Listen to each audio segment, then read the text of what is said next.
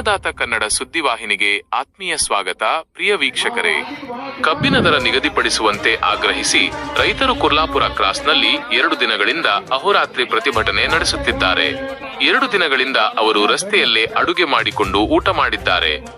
ನ್ಯಾಯಯುತವಾದ ದರ ನಿಗದಿಪಡಿಸದಿದ್ದರೆ ರಾಜ್ಯ ಹೆದ್ದಾರಿಯನ್ನು ಬಂದ್ ಮಾಡುವ ಎಚ್ಚರಿಕೆಯನ್ನು ರೈತರು ನೀಡಿದ್ದಾರೆ. ಕಾರ್ಖಾನೆ ಮಾಲೀಕರು ಕಬ್ಬಿನ ಬೆಲೆ ನಿಗದಿಪಡಿಸದೆ ಕಾರ್ಖಾನೆಗಳನ್ನು ಪ್ರಾರಂಭಿಸಿದ್ದರಿಂದ ರೈತರು ಇದರ ವಿರುದ್ಧ ಸಿಡಿದೆದ್ದಿದ್ದಾರೆ. ಒಟ್ಟಾರೆಯಾಗಿ ರೈತರು ತಮ್ಮ ಬೇಡಿಕೆ ಈಡೇರುವವರೆಗೂ ಕಾರ್ಖಾನೆಗಳ ವಿರುದ್ಧ ಘೋಷಣೆಗಳನ್ನು ಕೂಗುತ್ತಾ ತಮ್ಮ ಪ್ರತಿಭಟನೆಯನ್ನು ಮುಂದುವರೆಸಿದ್ದಾರೆ. ಈ ಪ್ರತಿಭಟನೆಯಲ್ಲಿ ಸುತ್ತಮುತ್ತಲಿನ ರೈತ ಮುಖಂಡರು ಮತ್ತು ಸ್ಥಳೀಯ ರೈತರು ಭಾಗವಹಿಸಿದ್ದರು. ಬ್ಯೂರೋ ರಿಪೋರ್ಟ್, ಅನ್ನದಾತ ಕನ್ನಡ ಸುದ್ದಿವಾಹಿನಿ, ಗುರ್ಲಾಪುರ.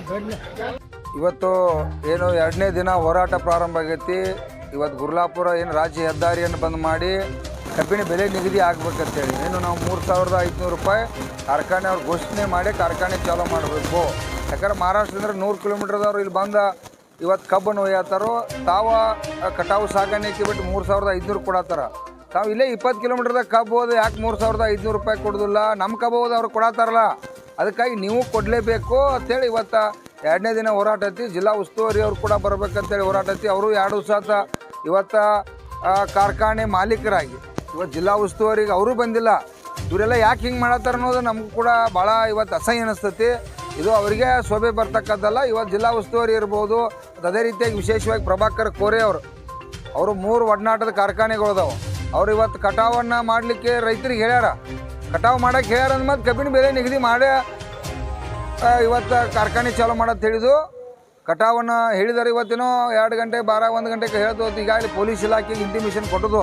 ಪ್ರಭಾಕರ್ ಕೋರೆ ಅವ್ರ ತಕ್ಷಣ ಬಂದು ಬಿಲ್ ಏನಾರು ಘೋಷಣೆ ಮಾಡದೆ ಹೋದ್ರೆ ಸುಮಾರು ನಾವು 50,000 ಜನ ಪ್ರಭಾಕರ್ ಕೋರೆ ಅವರ ಕಾರ್ಖಾನೆಗೆ ಹೋಗ್ತಕ್ಕಂಥ ಕೆಲಸ ಮಾಡ್ತೀವಿ.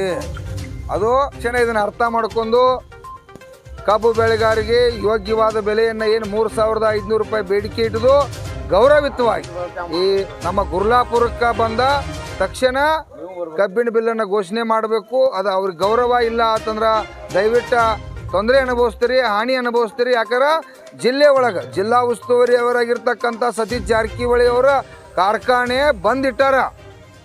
ನೀವು ಇವತ್ತು ಕಾರ್ಖಾನೆ ಚಾಲೂ ಮಾಡಬೇಕು, ಕಟಾವು ಚಾಲೂ ಮಾಡಿರಿ. ಇವತ್ತು ಬೆಂಕಿ ಇದೈತಿ ರೈತರಿಗೆ.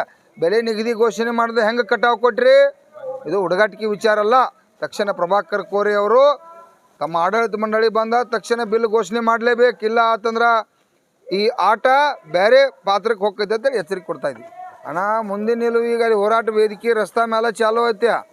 ಈಗೆಲ್ಲ ನಮ್ಮ ಲಕ್ಷಾಂತರ ಜನ ಈಗ ಮತ್ತೆ ಕಬ್ಬು ಬೆಳೆಗಾರ ರೆಡಿಯಾಗ್ಯಾರ. ಹೇಳತ್ತಾರೆ ಈಗ 1,00,000 ಜನ, ಅಧ್ಯಕ್ಷರ ನಾವು 1 ಲಕ್ಷ ಬಿಟ್ಟು 2 ಲಕ್ಷ ಜನ ರಾಷ್ಟ್ರೀಯ ಹೆದ್ದಾರಿ ಬಂದ್ ಮಾಡು ನಡಿ ಅನ್ನತ್ತಾರ. ಆದರೂ ಇವತ್ತು ಸಾಯಂಕಾಲ ತೀರ್ಮಾನ ಮಾಡ್ತು ಅದನ್ನು. ಯಾಕಂದ್ರೆ ಎಲ್ಲ ಕಬ್ಬು ಬೆಳೆಗಾರನ ವಿಶ್ವಾಸ ತಗೊಂಡು ಇವತ್ತು ಸಾಯಂಕಾಲ ಏನಾರು ಮಣದು ಬಂದರು ಚಲೋ ಆಯ್ತು ಬೆಲೆ ಘೋಷಣೆ ಆದ್ರೆ. ಇವತ್ತು ಏನಾರು ಮಣಿಲಿಲ್ಲ ಅಂತಂದ್ರೆ ಸಾಯಂಕಾಲ ಎಲ್ಲ ಹೋರಾಟಗಾರನ ಕಬ್ಬು ಬೆಳೆಗಾರನ ವಿಶ್ವಾಸ ತಗೊಂಡು ಒಂದು ಖಡಕ್ಕಾದ ನಿರ್ಧಾರ ತಗೊಂಡು ಈ ಸರ್ಕಾರ ಮತ್ತು ಕಾರ್ಖಾನೆಯವ್ರಿಗೆ ಎಚ್ಚರಿಕೆ ಮೂಡಿಸ್ತಕ್ಕಂಥ ಕೆಲಸ ಮಾಡೇ ಮಾಡ್ತೀವಿ. ನಮಸ್ಕಾರ ಅನ್ನದಾತ ವೀಕ್ಷಕರೇ. ನಮ್ಮೆಲ್ಲರ ಅನ್ನದಾತರಾದ ರೈತ ಬಾಂಧವರ ಕಥೆ, ವ್ಯಥೆ, ಸಾಧನೆ ಮತ್ತು ಸವಾಲುಗಳನ್ನು ನಿಮ್ಮ ಮುಂದಿಡಲು ನಾವು ಸದಾ ಬದ್ಧ. ಹಳ್ಳಿಗಳಿಂದ ದಿಲ್ಲಿಯವರೆಗೆ, ಹೊಲದಿಂದ ಹಿಡಿದು ಮಾರುಕಟ್ಟೆಯವರೆಗೆ ರೈತರಿಗೆ ಸಂಬಂಧಿಸಿದ ಪ್ರತಿಯೊಂದು ಮಾಹಿತಿಯನ್ನು ನಿಖರವಾಗಿ, ನಿಷ್ಪಕ್ಷಪಾತವಾಗಿ ತಲುಪಿಸುವುದು ನಮ್ಮ ಆದ್ಯತೆ. ನಿಮ್ಮ ವಿಶ್ವಾಸವೇ ನಮ್ಮ ಶಕ್ತಿ, ನಿಮ್ಮ ಪ್ರೋತ್ಸಾಹವೇ ನಮ್ಮ ದಾರಿ. ಜೈ ಕಿಸಾನ್. ಇನ್ನಷ್ಟು ಸುದ್ದಿಗಳನ್ನು ಪಡೆಯಲು ಅನ್ನದಾತ ನ್ಯೂಸ್ ಕನ್ನಡ ಚಾನೆಲ್ ಅನ್ನು ಸಬ್ಸ್ಕ್ರೈಬ್ ಮಾಡಿ, ಲೈಕ್ ಮಾಡಿ ಮತ್ತು ಶೇರ್ ಮಾಡಿ. ಧನ್ಯವಾದಗಳು.